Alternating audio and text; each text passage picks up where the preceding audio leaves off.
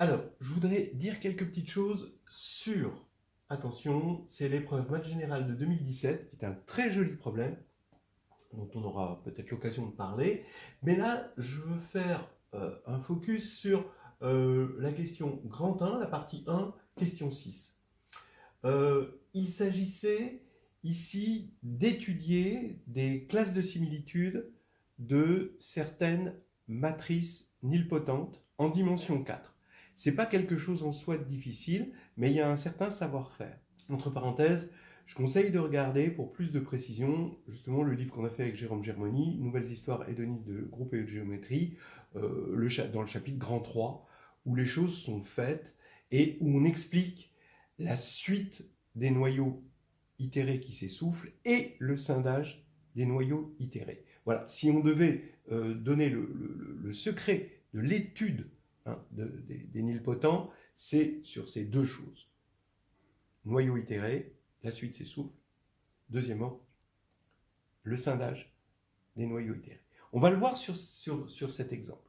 C'est vraiment important de comprendre les matrices nilpotentes. Parce que si vous voulez étudier une classe de similitude, d'une certaine matrice carrée, bon, vous, quitte à aller dans le corps de décomposition du polynôme caractéristique, vous pouvez supposer qu'il est scindé, là vous utilisez le lemme des noyaux, et vous avez des sous-espaces caractéristiques, donc vous pouvez regarder dans la restriction, l'induit, à chaque sous-espace caractéristique, et là c'est sous la forme lambda identité plus un nilpotent.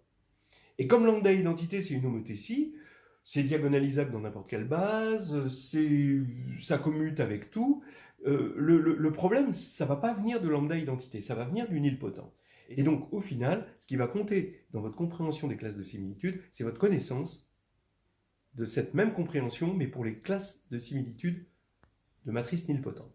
Voilà. C'est pour ça que je préfère insister là-dessus. Donc, regardez, d'accord ? La question, c'était la suivante. C'est la question 6. Donc, soit U dans L de E, avec dim de E égale 4. On était sur un corps quelconque. Bon, il était de caractéristique 0, mais ici, ça ne sert à rien. U nilpotente d'indice 2. Bon. Montrer qu'il existe une base dans laquelle U s'écrit soit comme ceci, soit comme cela. Avec ces deux, c'est cette matrice. Alors, je ne sais pas si c'était cette matrice ou ça transposait, mais ça revient au même. Donc, je pense que c'était cette matrice. Alors, bien sûr, avant, on avait, à la grecque, il y avait au programme Jordan, les réduites de Jordan. Donc, avec Jordan, on dit ça vraiment facilement. Mais maintenant, ça y est plus. Donc, on ne peut pas dire « Ah ben, c'est juste des réduites de Jordan, et puis c'est un théorème qu'on sait. » Bon. Donc, on est obligé de le faire à la main, et c'est ce à la main qui demande un certain savoir-faire. Et là, j'aime, même pour un exercice aussi simple, parce que quand même d'indice 2, c'est, d'accord, d'indice 1, ça veut dire que c'est nul. Et là, on est monté juste d'un étage par rapport à l'indice 1, c'est l'indice 2. Donc, c'est pas non plus, on n'est pas rentré dans la difficulté mécanique, quoi. On va s'en sortir. Mais tout de même, il y a un certain savoir-faire, et ce savoir-faire, il est basé sur une vision intéressante qui est celle des tableaux de Young et que je vais présenter même pour cet exercice-là. Alors les tableaux de Young ne rentreront pas du tout dans la solution telle que on la rédigera, mais dans l'intuition et la vision que l'on a d'une classe de similitude. Voilà, de matrice nilpotente. Donc regardez, donc je vous donne la solution. Bon, vous pouvez le chercher, voilà. Comme c'est d'indice 2, donc ça veut dire que U est différente de 0, sinon ce serait l'indice 1, et U2 égale 0. Voilà. Donc, alors là, il y a la spécificité indice 2 pour des matrices. La spécificité d'indice 2 pour des matrices nilpotentes, c'est que IM-U est inclus dans ker-U. Et ça, il ne faut pas le louper. Après, si on avait un truc, la même chose avec indice 3, on ne pourrait pas le faire. Mais pour indice 2, ça peut se faire encore.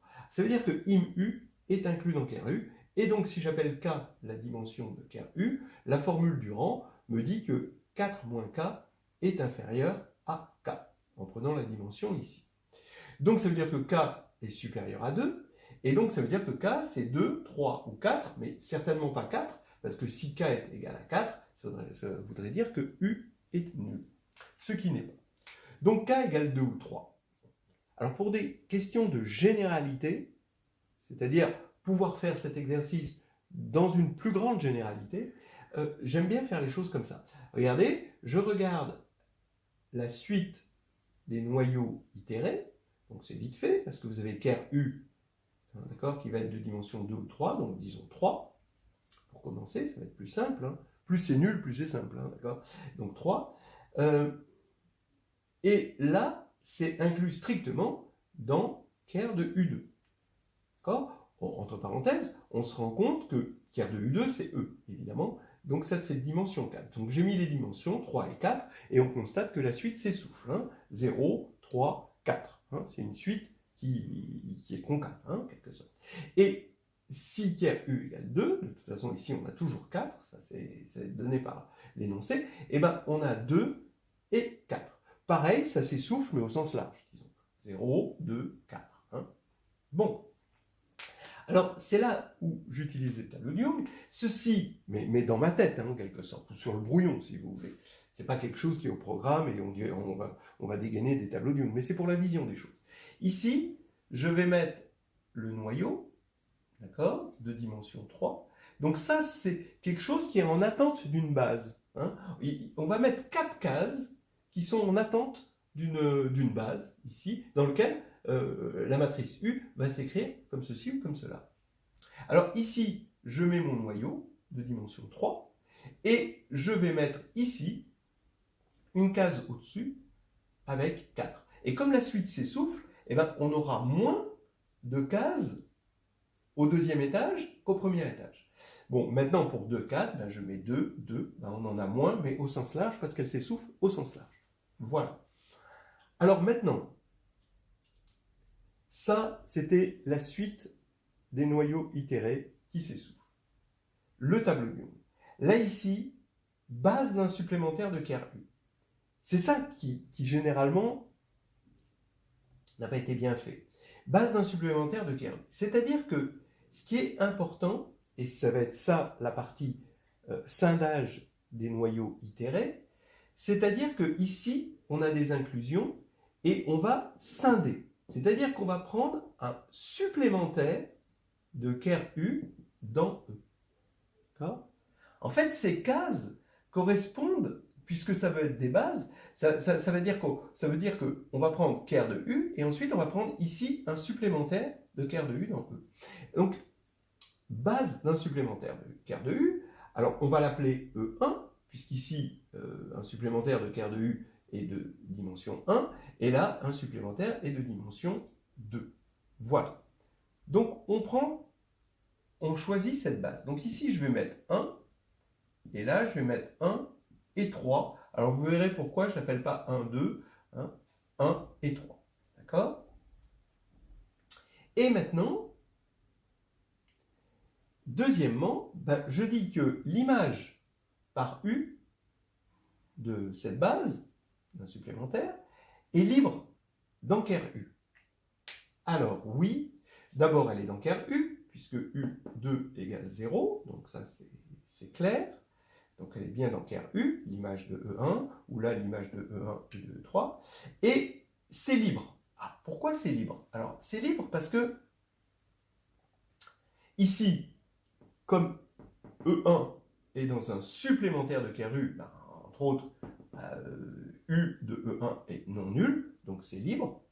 Et là, ben, on peut dire que la restriction de U à ce supplémentaire est injective, puisqu'on est dans un supplémentaire de ker U.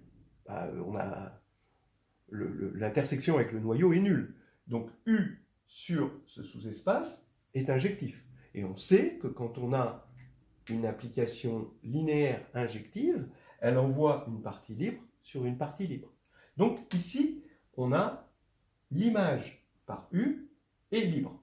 Donc on va regarder, ici l'image, je vais l'appeler E2, ici je vais l'appeler E2 et E4, respectivement l'image de 1 et de E1 et de E3. Et maintenant, eh ben, je complète, vous voyez, j'ai maintenant, alors ici, comme c'est libre dans ker de U, eh ben, pas de problème, c'est une base de ker de U, mais ici, comme c'est libre dans ker de U, ben, je complète en une base de ker de U. Donc on complète dans une base du noyau ker de U. D'accord?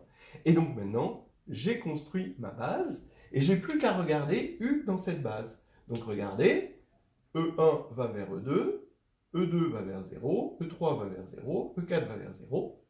Donc c'est exactement cette matrice-là. Et là, E1 va vers E2, E3 va vers E4, c'est exactement cette matrice-là. Voilà.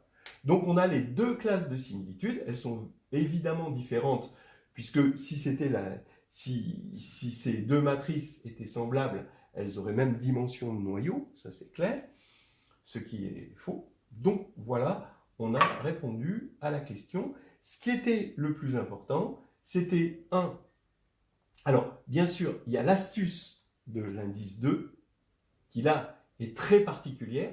Après, moi je voudrais qu'on regarde les choses un peu plus dans la généralité, mais une fois utilisé cette histoire d'indice 2, c'est surtout la suite des noyaux itérés qui s'essoufflent, l'écriture des tableaux de Young et surtout le scindage des noyaux itérés partir du haut. C'est-à-dire que les candidats qui sont partis du bas et qui ont essayé de compléter comme ça, eh ben, ils sont forcément trompés parce qu'il y a forcément un problème. Le tout, c'est de savoir partir du haut. Voilà.